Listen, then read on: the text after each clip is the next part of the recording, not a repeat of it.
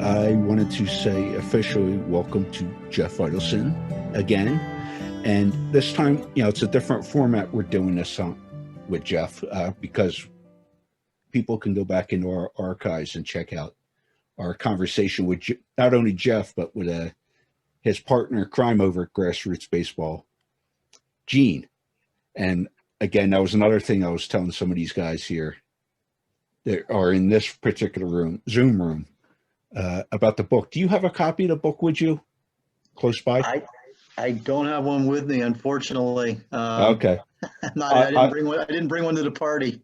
Okay, no, because I was telling them about your Gene's photography, and we'll start there with Grassroots Baseball. No, first day new mouth. Grassroots Baseball. What exactly is the foundation if folks haven't been familiar with it? Well, Grassroots Baseball is, and I actually can show the cover of the book if you'll allow me to share screen, if that's possible. Give me 1 second. I will allow that to happen. But Grassroots Baseball was you should be good to go if you want to share. Okay. Grassroots Baseball is we are a 501c3 not-for-profit that promotes there you go. How's that? Yeah. There you go. We got it. So basically what we do is we promote the amateur game around the globe and give back in underprivileged communities to help grow the game. And it's just my partner, Gene Ruth, and me. And Gene's the photographer of this incredible book, Grassroots Baseball, Where Legends Begin, which Jonathan, you've had a copy of and you've had us on before. But Gene is a preeminent photographer. She shoots the major league games. She works for Visit Baseball, which is a digital platform that tells the Latino story. And she worked for the Hall of Fame shooting for a number of years, Jonathan. And as she'd be out on assignment, and I worked on some assignments with her, she would then seem to peel off and always go somewhere, whether we're in Japan, Latin America, United States. She produced this gorgeous book of images of kids playing baseball all around the world. There are 13 Hall of Famers who write introductory essays as part of the project. But from that book, she came up with the idea of turning Grassroots Baseball into a not-for-profit. I was at the Baseball Hall of Fame and thinking about leaving a couple of years ago. And she asked me if I wanted to join forces and form this not-for-profit to give back. And that's what we did. And we had a great first run in 2019, had some success in 2020 until COVID sort of slowed things down. Exactly. And that was part of the thing I was talking about with Gene, that her photography is just amazing. And you already hit it out of the park there. Pardon the pun, as far as she's been everywhere, Japan, the islands, just you name it, wherever the game is, she's been to. Yeah, and she's always had a interest in the Latino game, and that's where really this all began. After she was shooting her son's game and coaching in coaching him in his youth baseball, but she just loved the expression of Latinos and their passion for the game. And as a photographer, that sort of rang true with her, and she made that a focus of what she does. Although the Latino game is only part of what she does, but that's been a focus, and she's a great ad for La Vida Baseball, and really helps bring that website to life. Well, I want to jump into the Hall of Fame because obviously when we had our conversation a couple months back, and you actually sent me a copy of this book. I know I touched on a few things there with the Hall, but Sure. for those who aren't from, and I've been up there multiple times. I was up there from 16 on, as far as the ceremony goes, Hall of Fame weekend, except for last year, obviously. But as the president, what was your role in the day-to-day with the Hall of Fame? Well, my role was to really to bring the institution to life as best I could. I worked with an incredibly talented staff of nearly 100 people year-round. We grew to about 200 in the summertime. And it was working with that incredible staff to help the museum presence continue to grow and be as interesting as it is and tell the stories that we did. And it's also to work with the 75 living Hall of Famers and keeping them a part of the fabric. It's very unusual, Jonathan, that you could have a history museum with living assets. When you think of museums, you usually go in and it's from the past. But the great thing about the Hall of Fame is that it's the present as well. And to have the history makers be a part of that experience in Cooperstown was important. And so working with them, working with the staff, building strategic partnerships, being at ballparks, collecting artifacts, raising the endowment to where we did at $27 million, all were part of what I had to do as president of the Baseball Hall of Fame. And I don't know what your involvement is or was with it, but I'm actually sitting here in my office running everything for this 3-day event. And the one picture that I have two pictures actually when it comes to baseball in this room. One is a big map of like a helicopter shot of Oriole Park, because I'm a lifelong Orioles fan. But the other picture is from the Hall of Fame.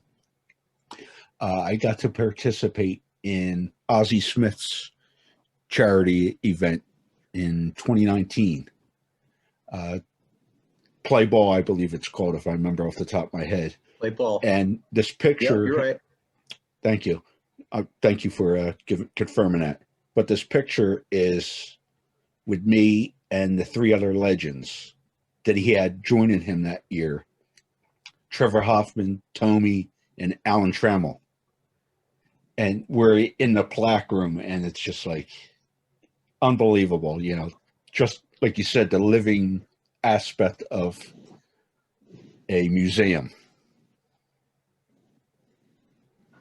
Yeah, I mean, it's we saw that quite vividly as you experienced, Jonathan. And for us, it's at the Hall of Fame as part of that staff. It's how do you we're all fans. Everyone who works there is a fan. It's like, well, how do we manage this so that more fans can have an opportunity to rub elbows and realize that these Hall of Famers are no different than you or I. They had to make their way. They just happen to be really good at baseball. And luckily, Ozzie is a guy who has cared for the Hall of Fame since the year he got in. He started that program, Jonathan, in his induction year in 2003. I mean, he did it the year he got inducted, and he's done it every year since, and always has 3 or 4 guys who join him. And as you can attest, I'm sure, it's a great experience and an opportunity to get to know these guys just a little bit better. Yeah, not only was it an opportunity to those guys giving tips, especially with like the kids and just everybody involved in that particular event that he runs, but it was cool, like you said, to see the human aspect of these guys. And that's part of what I think brings everybody together for the sport of baseball. Yeah, I think so. And it's funny because I often was asked, and by the way, at any point, if you want to do questions, I'm happy to from your audience. But yeah, so if they if somebody let me know in the chat or whatever, and we'll get that up.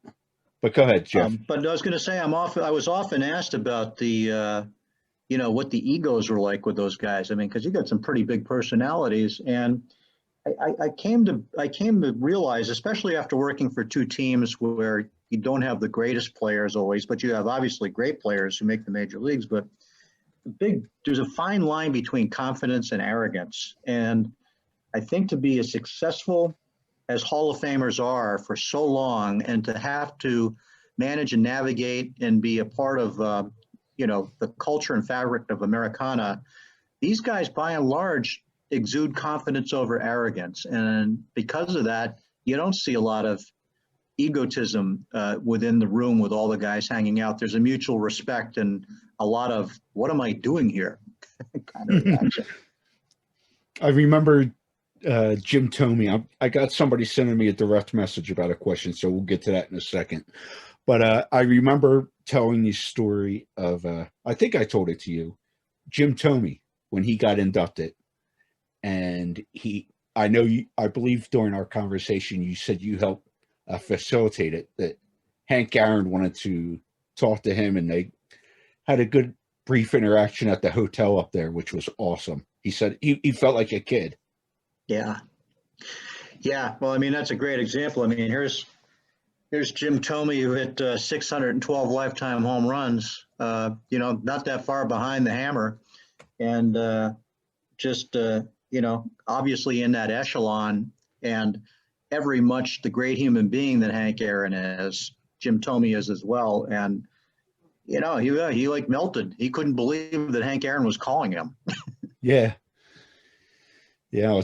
And I'll say this as Ross unmutes there, probably one of the biggest things that I saw, and I made sure I visited every time I'm up there, is that I believe it's on the second floor, that whole area for Hank. We opened up an exhibit called One for the Books, and it's all about the records of baseball. And that was a great exhibit to put together. I remember doing it fondly. We got my friend Sean Foreman involved, who invented Baseball Reference. And you can now go into the One for the Books exhibit, and you can punch in any stat from any moment in time and be able to really bring yourself back to your childhood. But when you think about baseball records, there's no greater record holder or no one who's, the sanctity still exists than Hank Aaron. And here's a guy that, retired from baseball. 1982, he went into the Hall of Fame. 6, 7, 8, 9, 10, 11, 77, 76.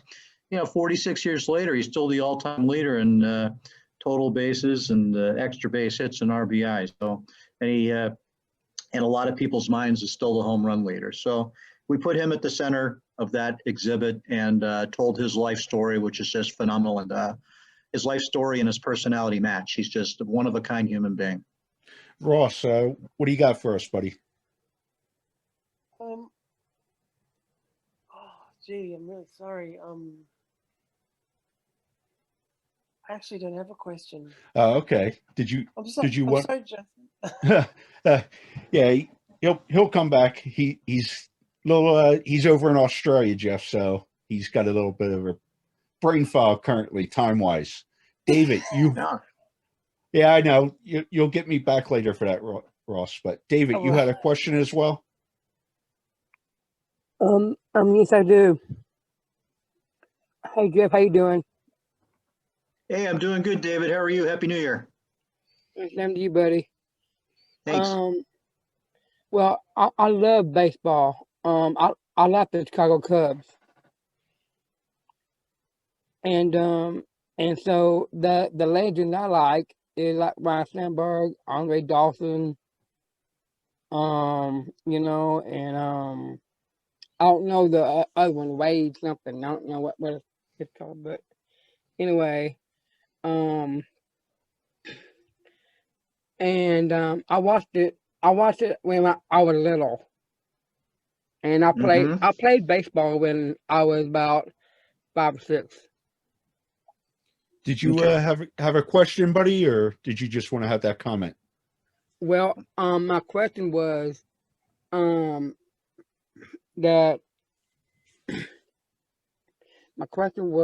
that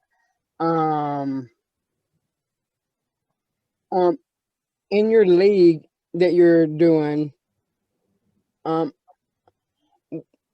were you a baseball fan back then or what?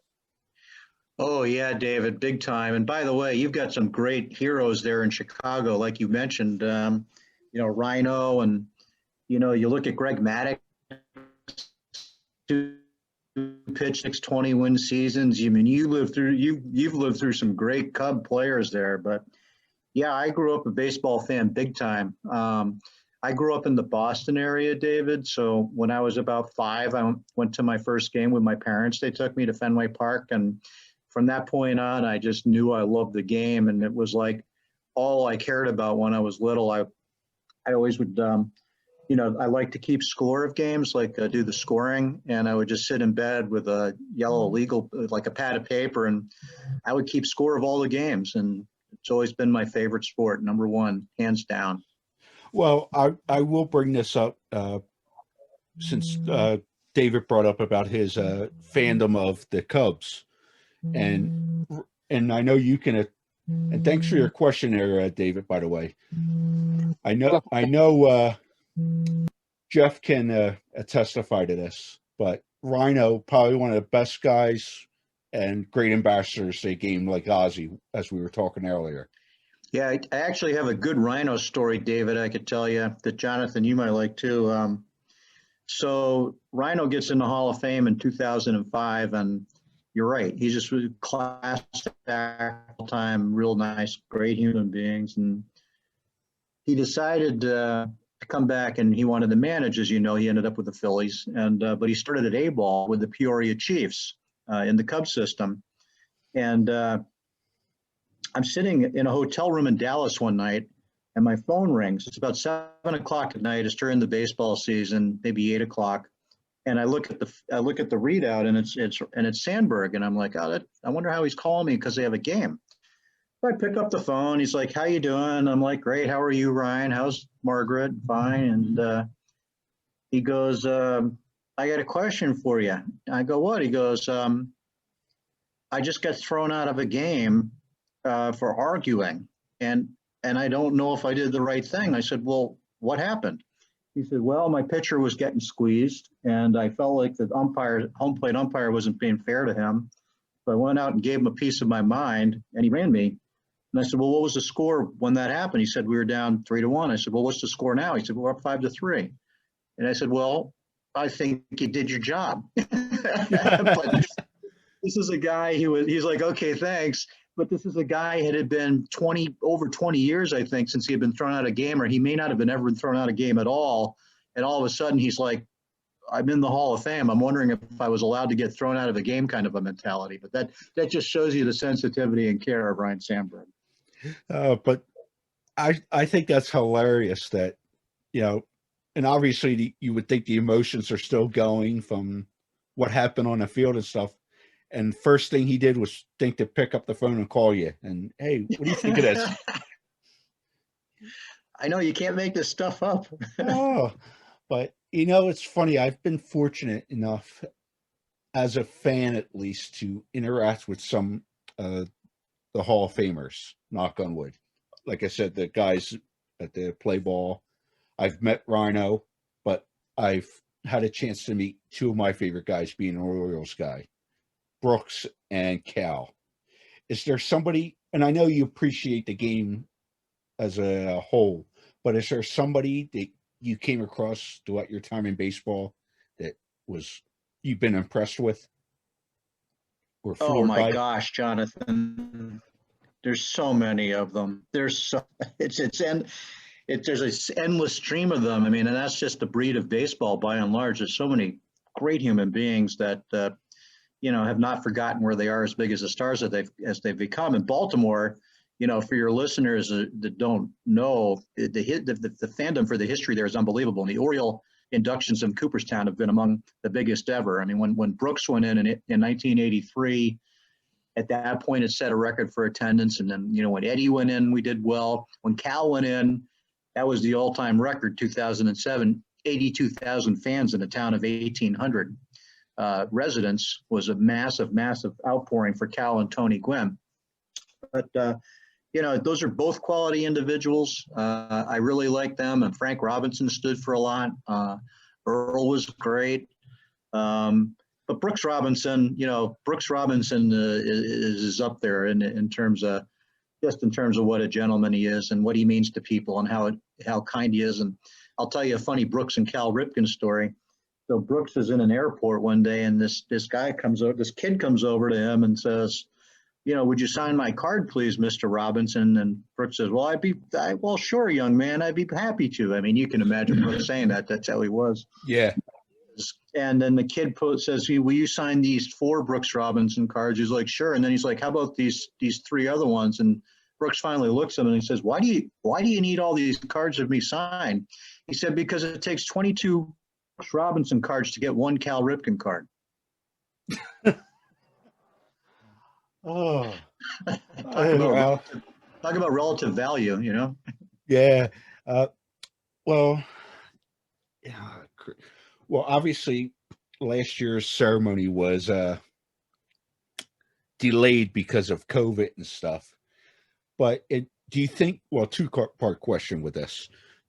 Do you think they're going to be able to have a ceremony this year with both classes, like was announced? But what actually goes into planning as far as the logistical side of things with what you guys do at the hall? You'll probably know within the next couple months, Jonathan. It's usually by springtime is when you have to start. It's a huge undertaking to plan Hall of Fame weekend. I mean, it's for who have not been, and of course you have, so you understand it. But it's bringing 50 to 60 Hall of Famers back, their families. Setting up the events, setting up,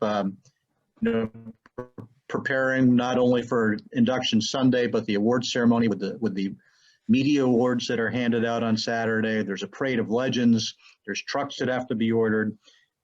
There's nothing more important on the calendar to Cooperstown than Hall of Fame weekend. That is their big weekend. It's what drives every merchant's year. And losing Derek Jeter induction last year was massive.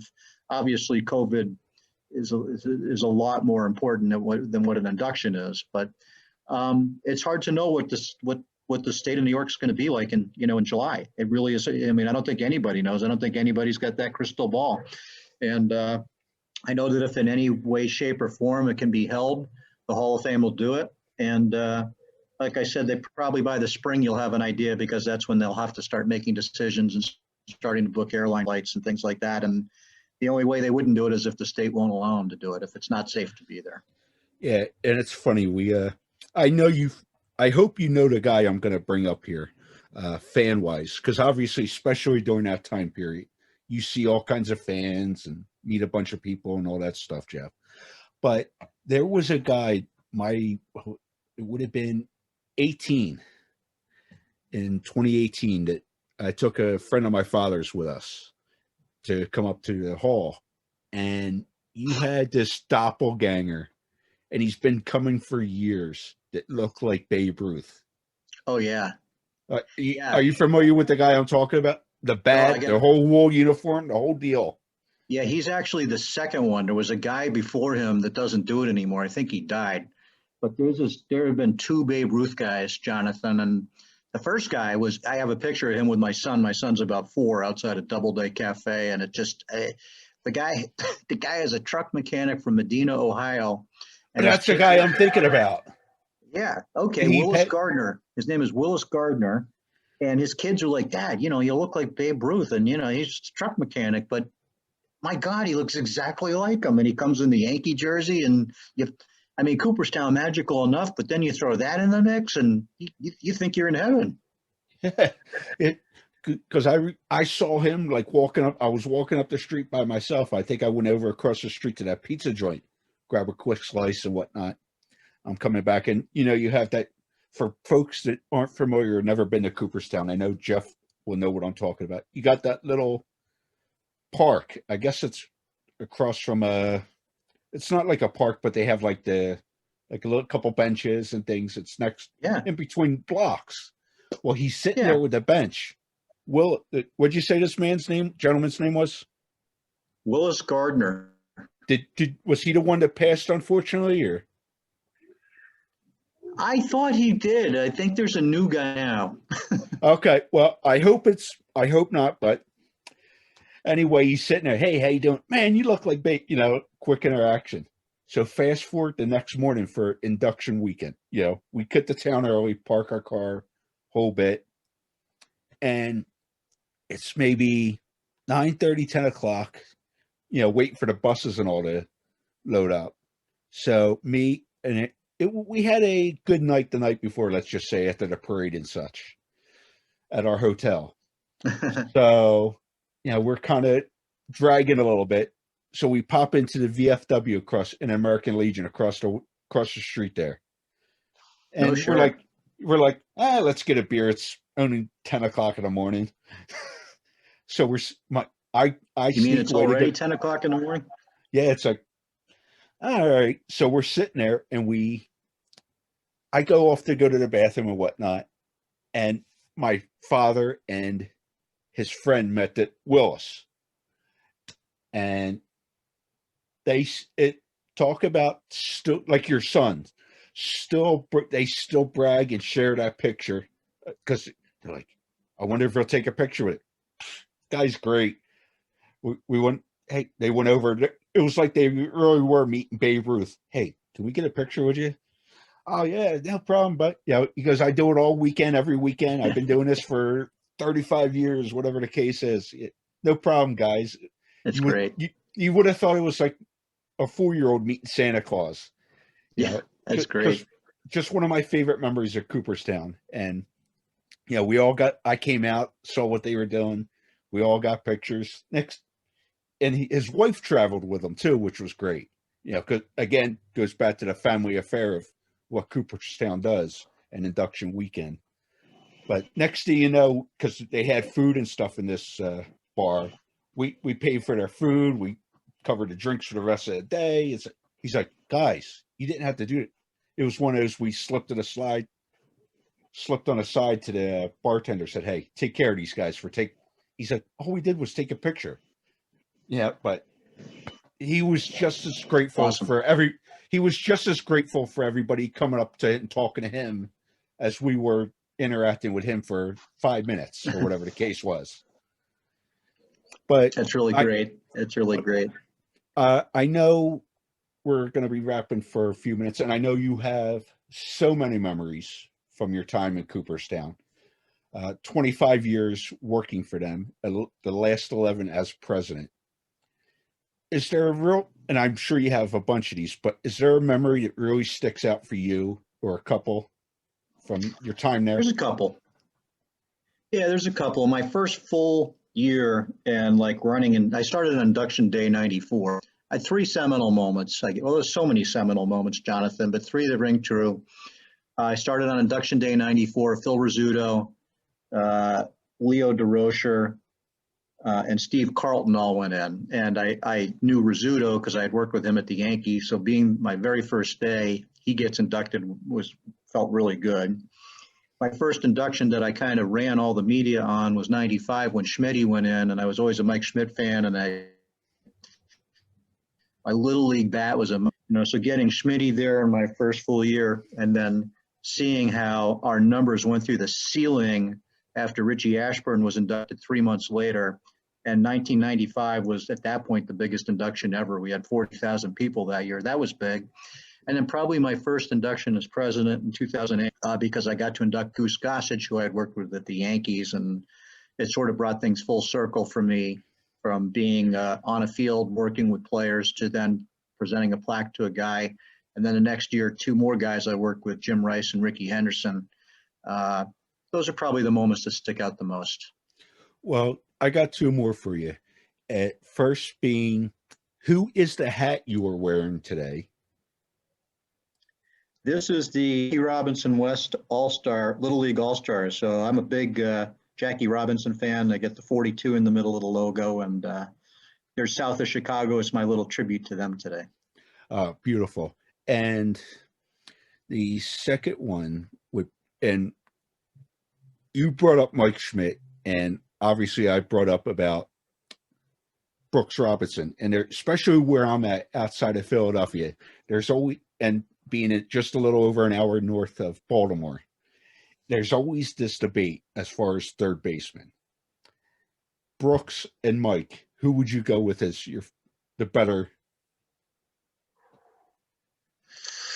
Damn, is that a hard question? That's just so unfair. But I mean, you're like splitting hairs, and I would probably, because I believe that there's only a certain amount of offense that can win games, and defense and pitching is what, at the end of the day, is what's going to give you a victory. Although scoring the most runs matters, I know, and it's what wins. But I'd have to go with Brooks with the 16 Gold Gloves. And, you know, he didn't hit what Schmidt did, not even close, but he did retire with the most home runs in the American League, I believe, among third basemen. So he did have some pop in his bat. And, you know, I got a great, but you can't go wrong. And I mean, you could easily say you could go either way. And I'll give you one small Brooks Robinson story, which is kind of fun. So he grows up in Little Rock, Arkansas. And he had Bill Dickey, who's a Hall of Famer, on his paper route when he was a little kid. And he knew that Bill Dickey lived in his house. And he said, Jeff, I was on my bike delivering papers. And every time I drove by Bill Dickey's house, when I threw that paper onto his porch, I gave it a little extra zip. And he goes, that's what really got me going. Well, and I know we talked about early on there, Grassroots Baseball. If folks want to check out what you guys are doing or pick up a copy of the book, where can they do so? Just come right to our website, grassrootsbaseball.com. And we have books that are signed by Gene. Every single book is signed by Gene if you buy one through the website. And we also have them signed by certain Hall of Famers, Pudge Rodriguez, Randy Johnson. Actually, there's some Cal Ripken ones in there.